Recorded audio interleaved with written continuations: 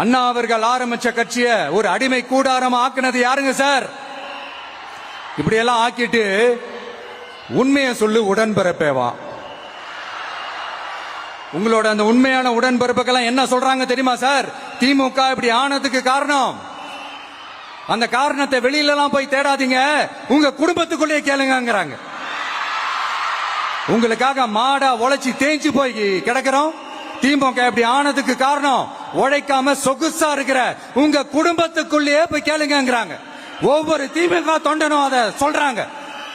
அதை புரிஞ்சிக்காம நம்மளையும் நம்ம மக்களையும் தப்பா பேசிக்கிட்டு நீங்க மக்களை தப்பா பேசுனீங்கன்னா இந்த விஜய் வந்து கேள்வி கேட்பான், சும்மா இருக்க மாட்டான். இந்த விஜயும் தமிழ்நாட்டு மக்களும் வேறு வேறு இல்லை.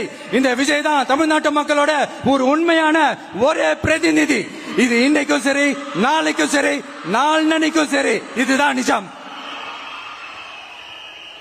மறுபடியும் சொல்றேன், நமக்கும் மக்களுக்கும் இடையே இருக்கிற இந்த பூர்வ ஜென்ம பந்தத்தை, அந்த உறவை ஏதோ இந்த சதிகள் சூழ்ச்சிகள் பண்ணி யாராலையும் எதுவும் கெடுக்கவே முடியாது. கெடுக்க ட்ரை பண்ணீங்க. நம்ம ஆட்சிக்கெல்லாம் வரதுக்கு முன்னாடி என்ன சதிகள், என்ன சூழ்ச்சிகள், என்னென்னலாம் பண்ணி எப்படி எப்படியெல்லாம் தடுத்துடலான்னு.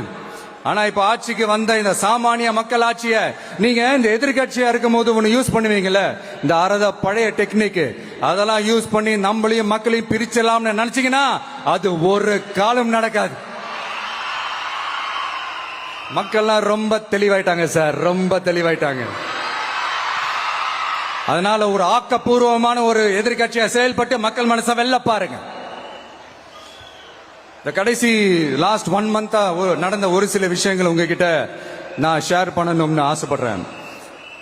இந்த 200 யூனிட் மின்சாரம், கட்டணமில்லா மின்சாரம் அறிவிச்சோம். அதுல ஆல்ரெடி இருந்த 100 யூனிட் திமுக கொடுத்தது கிடையாது. மேடம் ஜெயலலிதா மேடம் இருந்தப்போ செஞ்சுட்டு போனது. ஸ்டாலின் சார் பதவி போன அந்த கடுப்புல அறிக்கையா விட்டு தள்ளிக்கிட்டு இருக்கிறாரு. என்ன பண்ணீங்க உங்களுடைய ஆட்சியில? மக்கள் பணத்தை, டாஸ்மாக்ல இருந்து அடிச்ச அந்த பணத்தை, ஊழல் செஞ்ச அந்த ஃபைல க்ளோஸ் பண்றதுக்கு அலையா அலைஞ்சிங்க. ஆனா இந்த விஜய் மக்களுக்கு தொந்தரவா இருக்கிற அதே டாஸ்மாக க்ளோஸ் பண்ணா. விவசாயிகளோட அந்த கடனை தள்ளுபடி மேக்சிமம் இந்த 1 மந்த்ல என்ன செய்ய முடியுமோ அதை செஞ்சான். நீங்க தான் அந்த நிதி சம்பந்தமா இருக்கிற எல்லா கேட்டையும் லாக் பண்ணி வச்சுட்டு போயிருக்கிறீங்க. அதை சரி செய்ய வேணாமா? அதை ஒழுங்குபடுத்த வேணாமா? அதனால மறுபடியும் சொல்றேன், இந்த விஜய் பொய் சொல்லி ஏமாத்துறதுக்காக அரசியலுக்கு வரல. உங்க கூடவே நிக்கிறதுக்காக மட்டும்தான் அரசியலுக்கு வந்திருக்கிறேன். அதுல எந்த மாற்று கருத்துமே கிடையாது. கவலையப்படாதீங்க விவசாய பெருமக்களே. அடுத்து இந்த சட்டம் ஒழுங்கு, அது சரியில்லை இது சரியில்லைன்னு சொல்லி திமுகவும் மற்றும் பலரும் மாறி மாறி கூவுறீங்க. நான் ஒண்ணு கேட்கிறேன், இந்த மாடல் அரசுன்னு சொல்றீங்களே, அதுல என்ன செஞ்சு வச்சுட்டு போயிருக்கீங்க? ஒரு ஊரு விடாம, ஒரு தெரு விடாம போதைப் பொருள் கலாச்சாரம் அப்படியே ஸ்ப்ரெட் ஆகி கொட்டி கிடக்குது.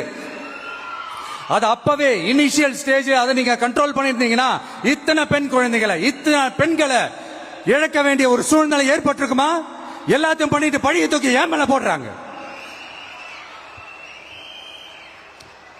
நீங்க என்ன பழி நம்ம மேல போட்டாலும் மக்கள் நிம்மதியா வாழக்கூடிய அந்த செயலை கண்டிப்பா இந்த விஜய் செஞ்சுதான் காட்டுவான்.